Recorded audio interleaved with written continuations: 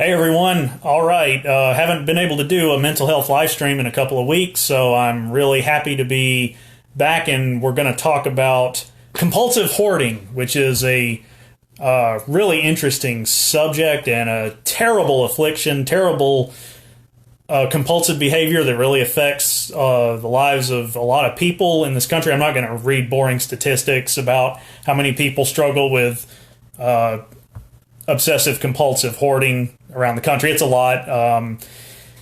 So let me begin by recapping my central premise about what causes anxiety, why there's so much of it in this country. And it has to do with, if you go back to my unique premise, and I've got a lot of, material on this, books I've read about psychology, as well as bringing my own experience to the table. And I'm not pretending to be an expert, again, on mental health. I just enjoy discussing these topics, find them very interesting, and try to help people that are struggling with different things. So hoarding affected my family tremendously. My grandfather, it's no secret, he's been dead and gone for several years now, was an extreme case. If you've ever watched the TV show Hoarders on A&E, it's one of those kinds of cases. It was extreme. He had several acres of property, and it was absolutely junked up beyond all belief.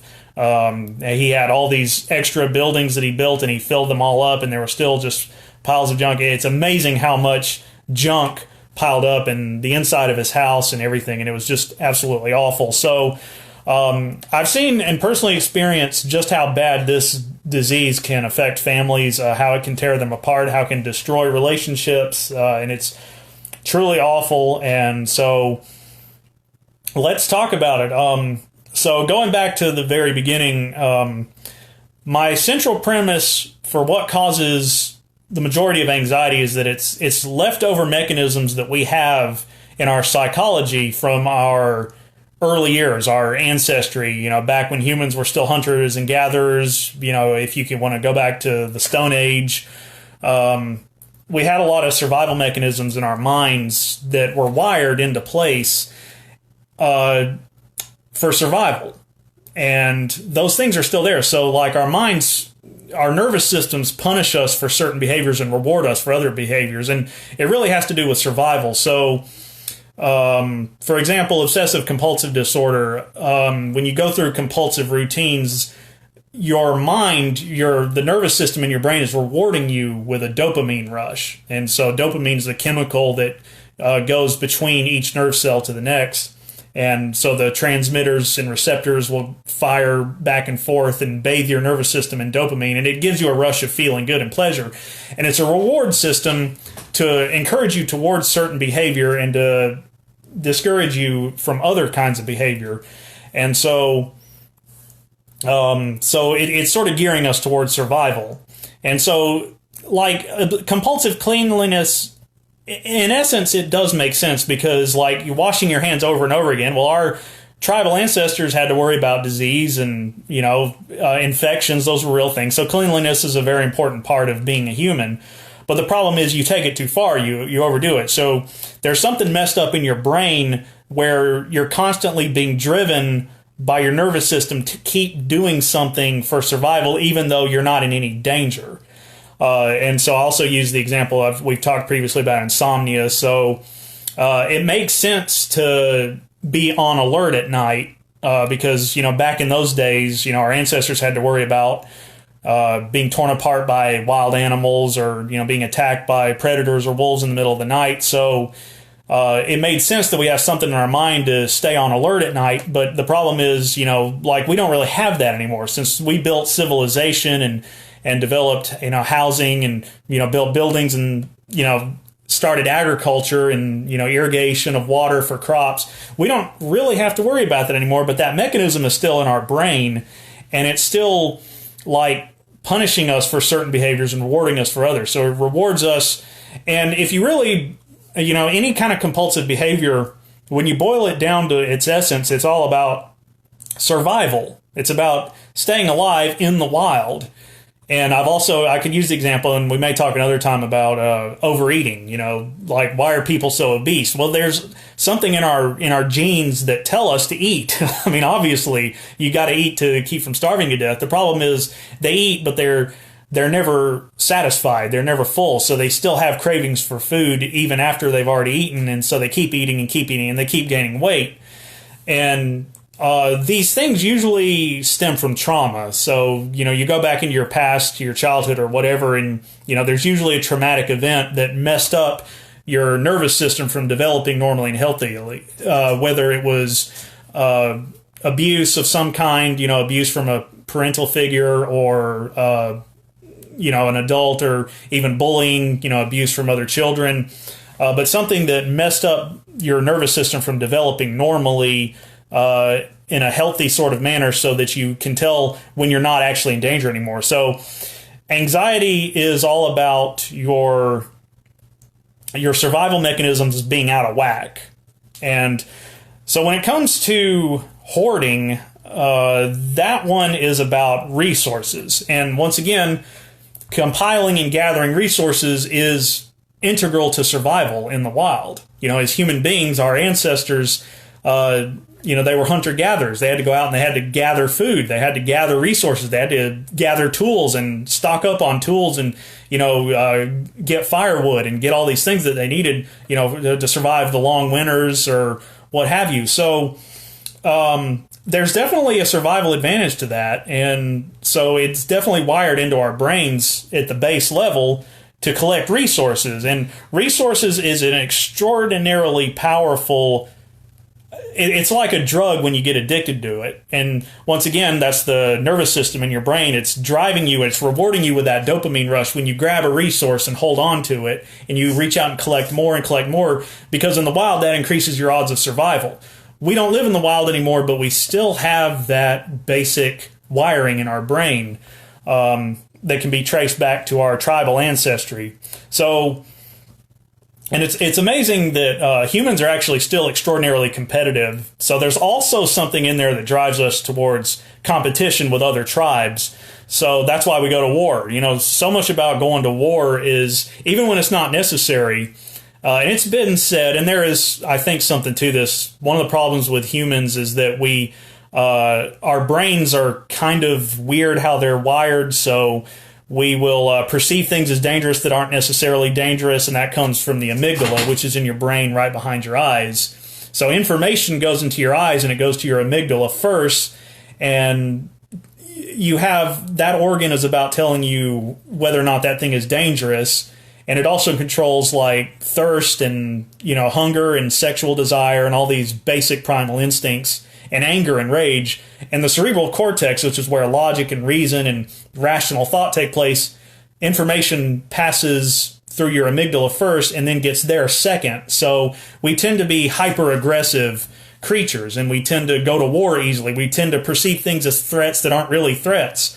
And we can also think we need to do things that to survive that we don't really need to do. So we'll reach out and we'll grab resources, hoarding resources. And so we'll go to war with each other over things that we'll go to war with another tribe that aren't even necessarily a threat to us. And we'll perceive everything they do as a threat. And this explains so much of human behavior. I mean, why we have sports, why do we have politics, why do we have debates, why do we have elections? All of these things really stem from that basic wiring of the human brain about competition. And it's not necessarily a bad thing. I mean, competition makes you stronger, it makes you healthier, it makes you more fit. And, sports is a safe way, well, for the most part. I mean, obviously there's still sport injuries, but it's much safer than war. Sports is kind of like a substitute for war. It's conflict, it's combat, it's my team winning.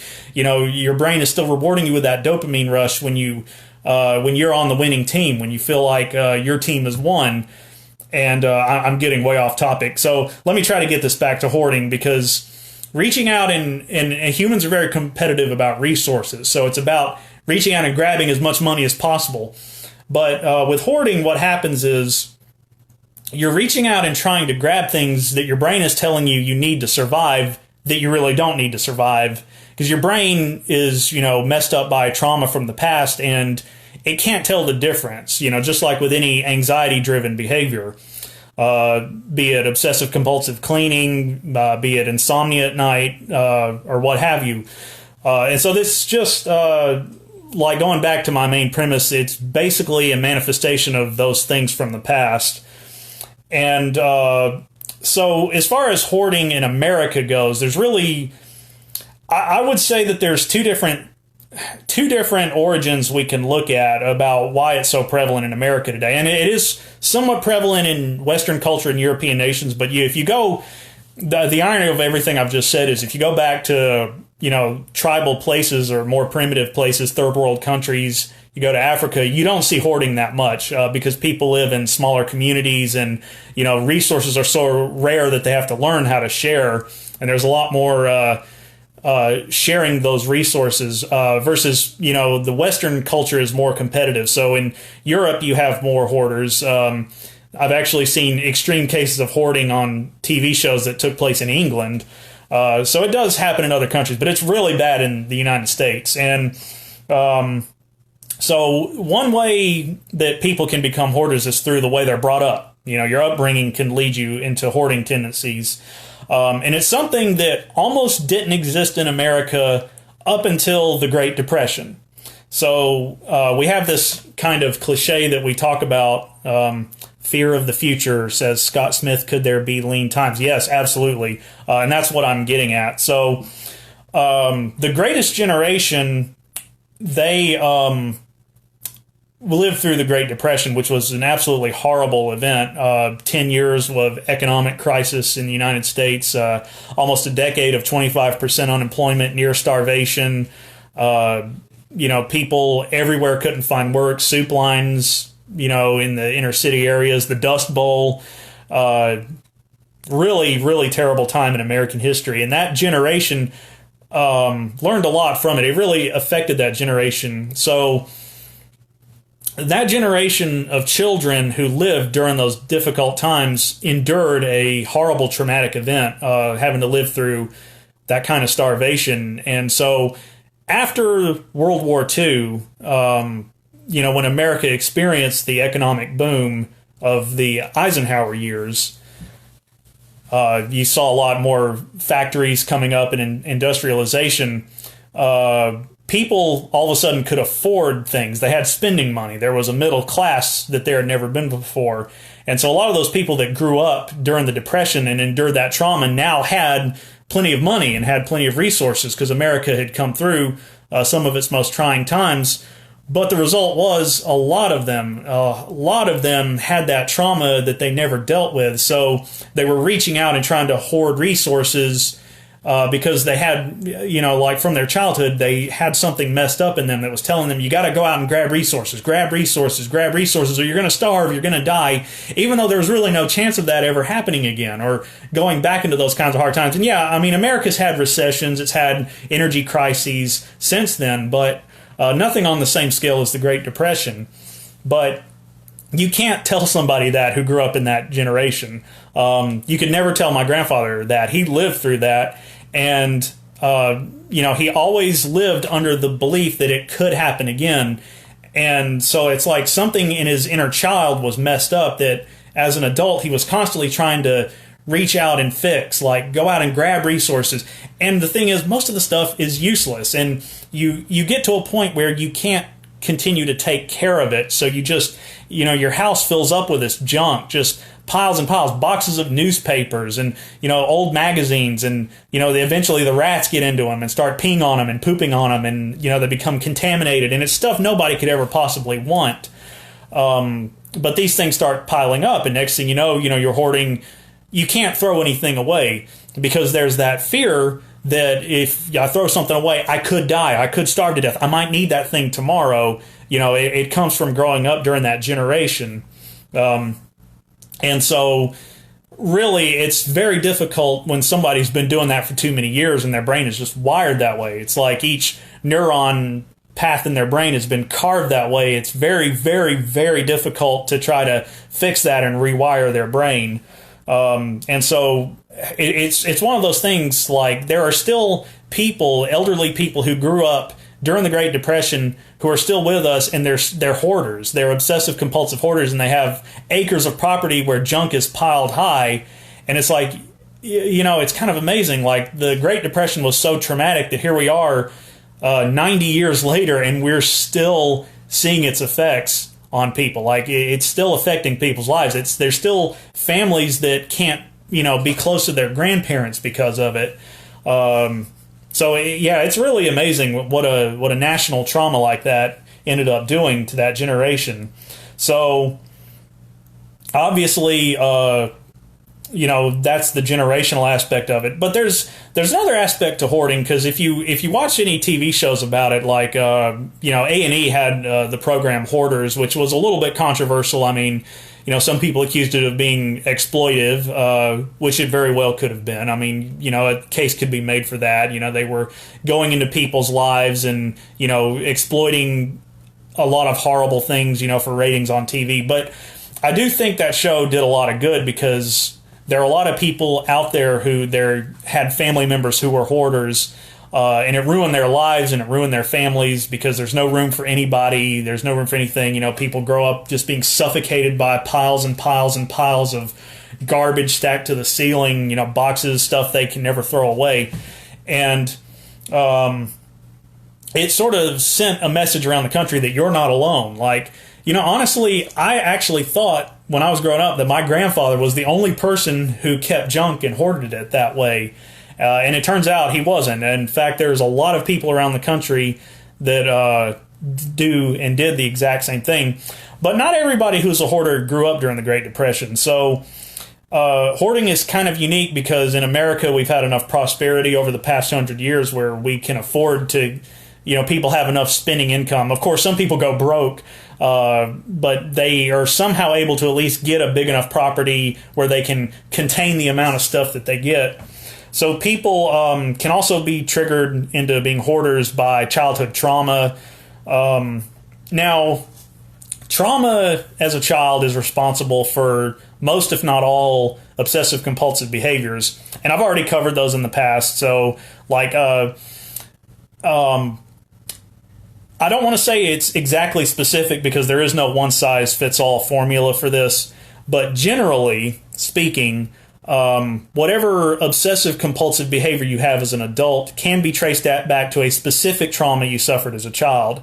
So, for example, somebody who compulsively washes their hands may do it because, like as a child, bullies forced his hands into the toilet or something. I'm just using that as an illustration and a made-up example.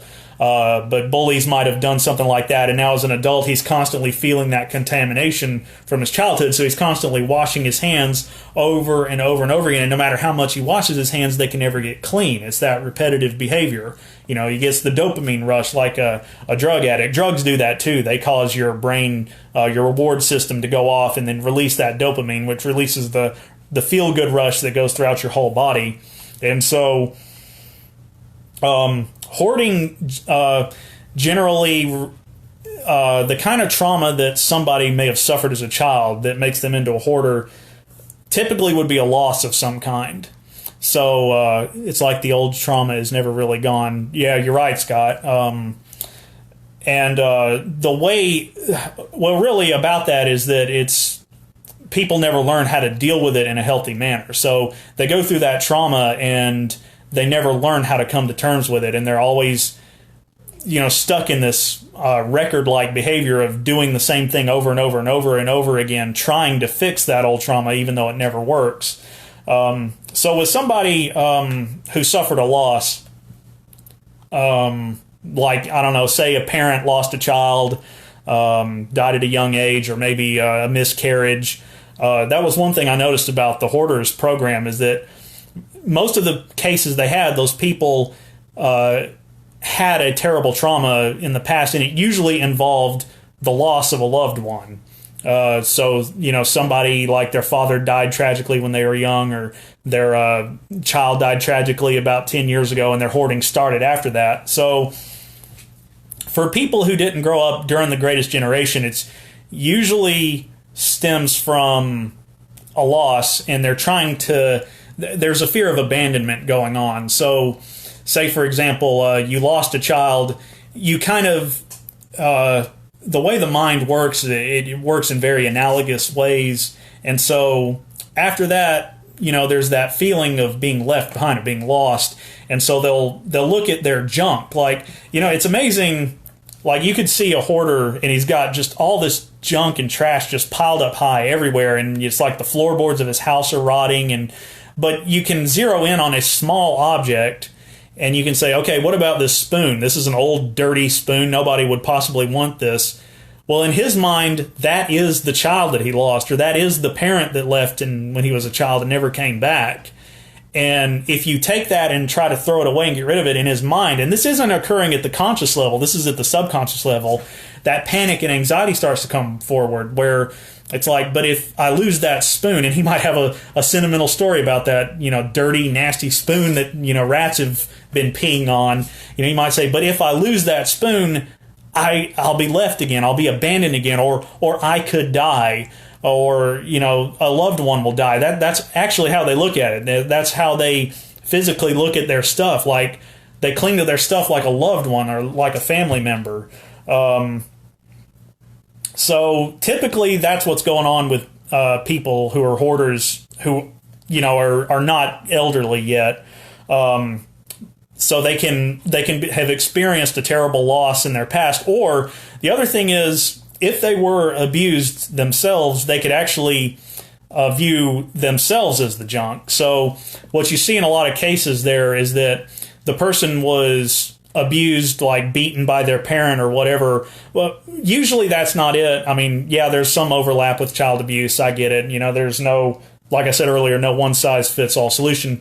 But the thing is, usually if they're hallucinating themselves onto the garbage, it's because they were cast out at one time. So they may have had a parents that kicked them out or abandoned them or something as a child. So now as an adult, they hold on to stuff because that stuff is like family to them, but they also are projecting themselves onto the stuff. So if you take that dirty, nasty spoon that the rat's been peeing on and you try to throw it away, they view themselves as that spoon.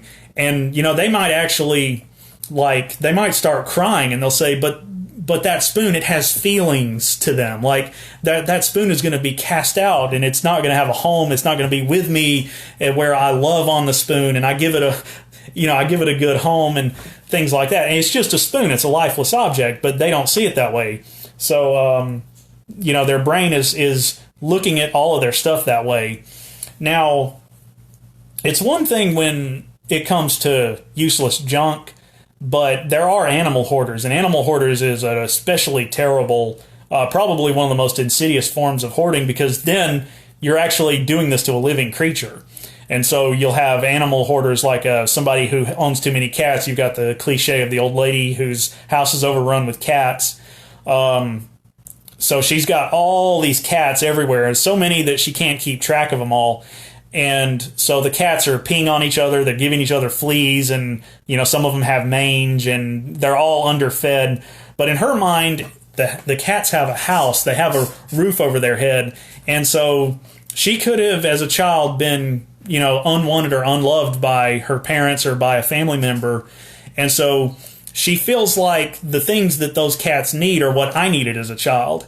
And so I needed a shelter, I needed a loving family, I needed to be held, and, I needed that affection. So these cats need a home, they need to be held, they need affection. The cat's medical needs don't even occur to them. It doesn't even register in their mind. That's why those cats may be covered with mange or have just these horrible diseases and are dying. They don't see it. They're blind to it. They're not able to comprehend it because they're stuck in their own childhood. Or, again, it goes back to that loved one. Like, they may have had that baby that died young, and, that baby left them, and now they're trying to reach out and grab as many cats as they can to fill the emptiness of the loss of that baby. So, animal hoarding causes a lot of innocent, helpless pets to suffer needlessly. And that can be absolutely terrible. And, people live in these just absolutely appalling, ratty conditions. But you have to understand that it's a severe mental illness. And the people who let things get that out of control usually are just absolutely delusional. I mean, they've lied to themselves about their living situation. They've lied to themselves about the junk. They've lied to themselves about the cats. They've lied to themselves about everything. And to such a degree, I mean, the human brain is so good at believing things that aren't true. It's very good at lying to itself, and we're very good about believing what we want to believe and believing our own delusions and convincing ourselves that we're happy when we're not really happy, convincing ourselves that our family is happy when they're not really happy, that our family loves us when they really don't love us, or that our family feels loved by us even when they're telling us that they don't feel loved by us. So it's a matter of facing reality, which is actually, honestly, with people who struggle with compulsive behavior, facing reality is the hardest thing they can do. So, you're trying to convince an obsessive compulsive hand washer that their hands are clean, that's the hardest thing to do. So with hoarders, that's really, really terrible. And so another aspect of it, obviously, is the disorganization. And there's a way you can look at people's personal space that they create, that your house, the way you decorate it, is actually what your mind looks like. And I do believe that. I really think there's something to that. So the way people construct their personal living space, their little part of the universe that they hold on to, their section of the cosmos, is a reflection of what's going on in their minds. And so if somebody lives in an absolute dump, but they don't have to, like they could keep the place clean and nice, or at least try to, even if they're a low income family or whatever, but they live in just this nasty place and it stinks, and there's beer cans all over the floor, and just everything is ugly and disorganized, and there's cockroaches on the ceiling. You're looking at the inside of their mind. You're actually peeking inside of their soul and seeing what their mental state is like. And they have the thoughts that they have are just dark and just nihilistic, and they'll say, "Oh, cockroaches over there, I don't care," or "Yeah, cockroaches ain't hurting nobody." It's because their cockroaches are actually like the thing going on in their mind, these dark thoughts about, the hopelessness of humanity. Or honestly, I really think another aspect to the hoarding that was so prevalent in the Greatest Generation is that a lot of those soldiers who went and fought in the Second World War just really saw some awful things over there. They saw their friends' heads getting blown off. They saw the Nazis. They saw the concentration camps when they were liberated, and saw what had happened to, the Jewish people there. And it just, you come back home from something like that and you struggle. And it's a real tragedy that we only reached recently a better understanding of post-traumatic stress disorder and what it does to people. And we're starting to finally develop methods for soldiers to treat them. And you think about soldiers and what they were struggling to all throughout human history. And, they developed PTSD, but when they came home from war, nobody knew what that was. As like, you're really messed up by the horrible things you see. And you see the ugliest possible aspects of human behavior in war. Like, what is the worst thing that humans are capable of? You see it in wartime. I mean, I'm not going to get into the specifics of the atrocities. World War II was the worst example of that. Like, World War II showed us the worst that humans are capable of. You can look at the Nazis, you can look at the concentration camps, you can look at the Japanese, you can look at the rape of Nanking, and what happened when they invaded China. And our soldiers who went over and fought them saw that stuff firsthand. So they come home from war, from conflict, and they carry that stuff with them.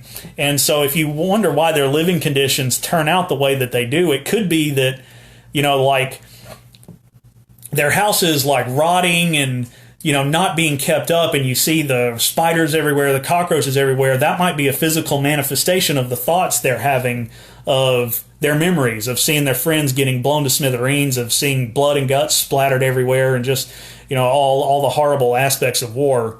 And so you might have also seen that with a lot of war veterans when it comes to Vietnam or the Korean War or Iraq or, the wars we fought in recent years.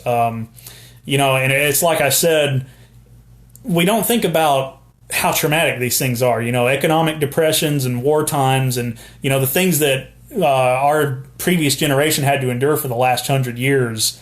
These traumatic events, and here we are 90 or more years later, and we still see the effects on that on people's lives. Like, that's how bad it was. So, but people also, it's not just war, it's not just depression.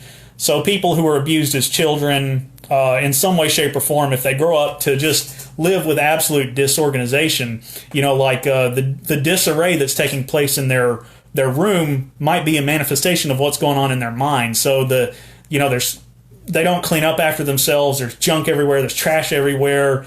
And it may be because they have trash in their mind. They have trashy thoughts. They have depressive thoughts and, gloomy outlooks on life that they don't talk about that stuff openly. They keep it hidden in their minds, but it reveals itself in how they decorate their space and how they arrange their living space around them.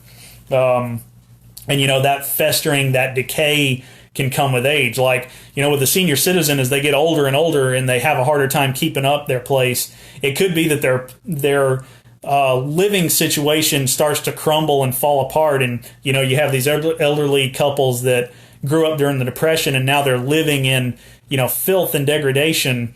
And, it could be that that's how they feel. Like, the way their house is crumbling and falling apart is how they feel physically in their bodies, as well as in their minds and in their spirits. And on the flip side of that, I'm kind of a compulsive neat freak myself.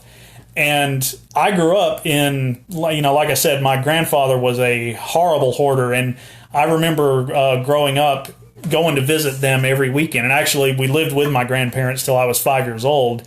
And, there was a lot of hoarding, a lot of piles of junk, a lot of, and it wasn't in an extreme case yet, but it was getting worse every single year.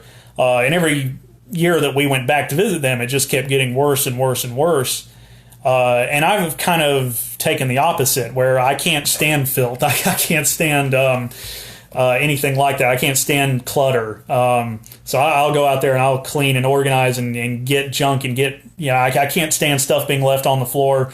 I can't stand a single speck of trash falling on the floor. I can't stand it. So I try to keep a tidy space. And I very well, that could be a reaction to, living in the situation that I did growing up with the grandparents that I did. It might be a hostile overreaction to that in the opposite direction. But hoarding is truly a terrible thing, and it's the effect it has on families is just awful. And what I want to get into next, tying this in with some other live streams that I've done, which I've done on manipulation and narcissism, being in relationships with narcissistic and abusive people. The thing is about hoarders is that they are abusive towards their families, and that may not necessarily be intentional. So they're hoarding their junk up, and they're in denial about how it's affecting their families. Even if their children or their grandchildren are looking at them in the eyes and saying, "Stop! You've got to quit this. You've got to quit getting all this stuff. It's going out of control. I can't be close to you. I can't spend the night at your house. I can't have the relationship with you I want to have because there's no room, because there's cockroaches everywhere, because it's it's getting filthy and disgusting." And so very often they'll be in denial about that, and they'll tell themselves, no, they really love me. No, I'm not really that extreme of a case. I'm actually happy, and they're actually happy, and so they'll lie to themselves. But very often you see hoarders turn into narcissists because, their obsessive compulsive behavior has overwhelmed them to such a degree that they have to be narcissistic. They have to be self-centered. They cannot consider the needs of others. And, they may... See, this is one of the most important things. I said this in a Facebook post earlier, that if you grew up in an abusive household, or if you live with a narcissist and you're under their control, that the way to freedom is to quit making excuses for them. And the thing about people that are in manipulative or abusive relationships is that they very often defend their abuser. So you may have the woman who's, being domestically battered by her husband, physically, but when you confront her about it, she defends him and says, oh no, I deserved it, or no, it's none of your business, or oh, I fell, or whatever. She'll try to cover for him. And so, like, people who grow up, family members of hoarders, will say things defending that person, saying, well, he's unreachable, well, he's stubborn, well, you're just going to have to accept it. And they tend to be very passive. And the one phrase that is, this is the phrase you hear all over the place with all kinds of mental illness and all kinds of mental health problems, is they really loved me in their own way. And if there's one good thing I could do for the world, it would be to train people to stop saying that and to quit defending that person who's hurt you, and stand up to them, stand up, and you deserve better than to be treated like that. And so many people who are, their lives are affected by compulsive hoarding will say, but my grandpa loved me in his own way, or my father, or whoever the hoarder was, they loved me in their own way.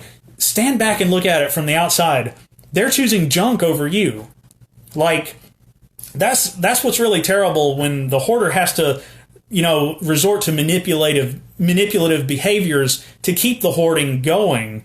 And they have to get their family kind of brainwashed under their control to defending their behavior. To convince them, I really do love you in my own weird way, even though I value this junk more than I value you.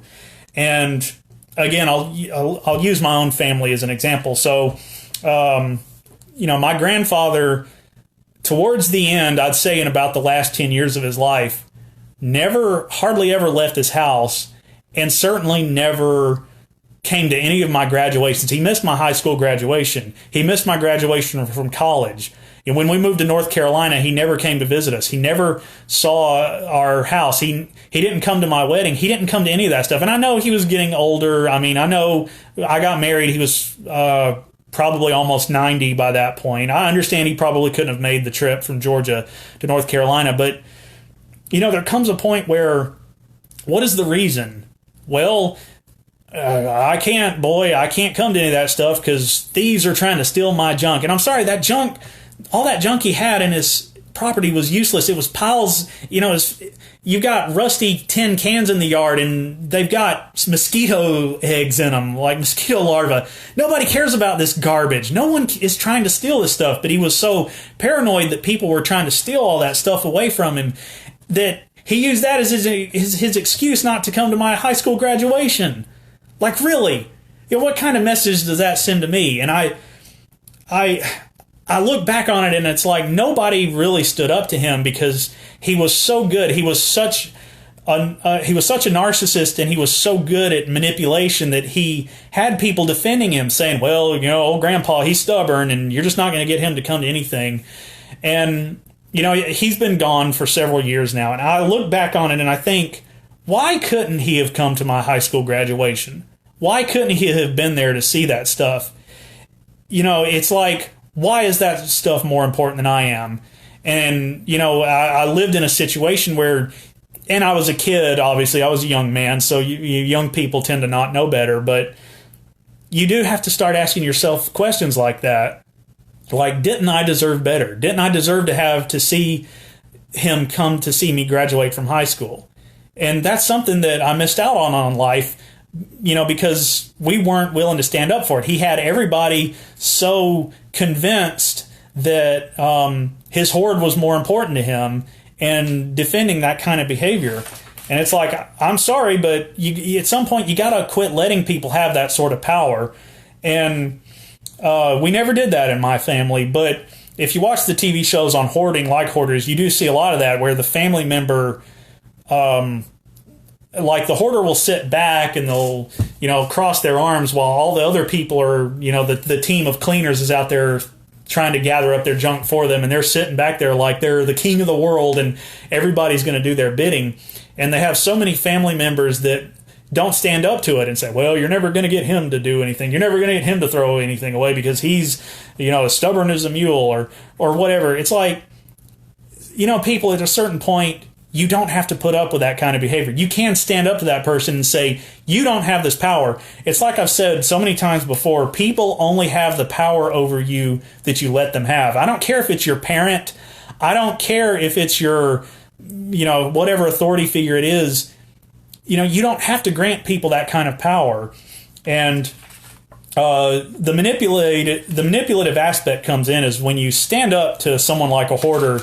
Very often, they'll act like, you see, the thing about manipulation is when you stand up to it, the manipulator will try to create the scenario where they're the victim somehow. So they'll abuse you and they'll hurt you, but then when you stand up to them, they'll suddenly act like you're abusing them, hurting them. They'll reframe reality, and they're very good at it. And so, like, say somebody's hoarding stuff, and then you say, you try to stand up to him and say, you need to throw this junk away. I'm more important than this stuff. And, let's get some of this stuff and throw it away and get it out of here. So what they'll do is they'll, start doing the Fred Sanford thing. They're like, oh, this is the big one, Elizabeth. They'll start asking like, oh, I'm feeling chest pains. Oh, I'm so stressed out. Oh, I'm having a stroke. I feel stroke symptoms. They're doing that to try to flip the situation so you'll feel sorry for them. You'll say, oh no, I didn't mean that. And, they try to achieve power over you. People are all over America using victim status to oppress others, to achieve power and conquest over people. So, stand up to it. Like, if you're not happy with someone else's behavior, you can stand up for yourself, and you can, tell them that it's time to clean up. Right, my empire, exactly. So I'm going to conclude right there, and it's funny because, like I always say, as soon as I decided to conclude, I see some people popping in right there. So you can, when I get done, when I turn this off, you can just leave it on here, and it should play from the beginning if you want to watch the whole thing. We've been talking about this for about 40 minutes or so. So I do also have my YouTube channel up and going again. So when I record these live streams, I'm going to start putting them on YouTube to give people a second chance if they miss them. And I'll be sharing that in as many places as I can. So thank you all for watching. I appreciate it. Everybody who tuned in, hope you got something out of this. And maybe next week, we're actually going on vacation next week, so I'm not sure if I'll be available next week, and we'll be back by then. But I've got other mental health topics to talk about that I haven't done live streams on yet, so we'll just wait and see. So thank you all for tuning in. I'll see y'all later.